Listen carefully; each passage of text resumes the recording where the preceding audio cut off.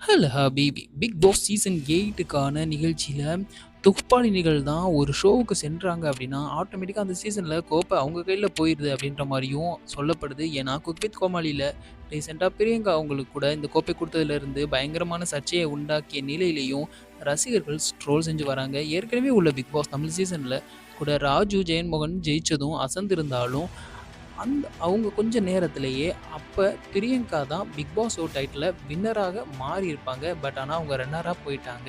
18வது நபரா big pass வீட்டுக்குள்ள வந்த ஜாக்லின் விஜய் சேதுபதிய பார்த்து "நீ பெரிய ரவுடி கிட்ட யாரையாவது கூட்டிட்டு போக முடியுமா?" அப்படின்னு கேட்கவும், "நானும் ரவுடி தான்" அப்படிங்கிற மாரியான கேரக்டர்ல காதுமா மாரியே பேசிய நிலையில, அவர் காதிலேயே அடிப்பது போல "17 ரவுடி உள்ள இருக்காங்க. உள்ள போ" அப்படின்னு சொல்லிட்டு உள்ள அனுப்பி வச்சிருக்காங்க. இதே போல பிக் பாஸ்ல பல பேரோட பேர் அடிபட்டுச்சு. அவங்க வராங்க, இவங்க வராங்க அப்படின்ட்டு. ஆனா கடைசியா பார்த்தா ஒரு 18 பேர் அதிகாரப்பூர்வமா உள்ள வந்துட்டாங்க. ஸோ அதற்கடுத்து என்ன நடக்கும்? உள்ள என்னென்னலாம் பண்ண போறாங்க? அப்படின்றத மாரி உள்ள அவங்க போன உடனே ஜாக்லின் உள்ள போனதும், பிரியங்கா பிக் பாஸ் வீட்டுக்குள்ள இருந்தவங்கள பயங்கரமான டாமினேட் பண்ணி இருந்துட்டு ஒரு கன்டென்ட் கொடுத்தது போல முதல் நாள்லயே உள்ளே சென்ற ஜாக்லின், ஆண்களுக்கு கோரிக்கையை ஏற்க முடியாது. யாரையும் ஒரு வாரத்துக்கோ நாமினேட் பண்ணக்கூடாது என்றால் எப்படி? அப்படின்னும், நான் வீட்டை தரையில கூட படுத்துப்பேன். இந்த சிங்கிள் பெட்ல என்னால படுக்க முடியாது அப்படின்னும் கடைசி வரையா வம்படியா நிக்கிறாங்க.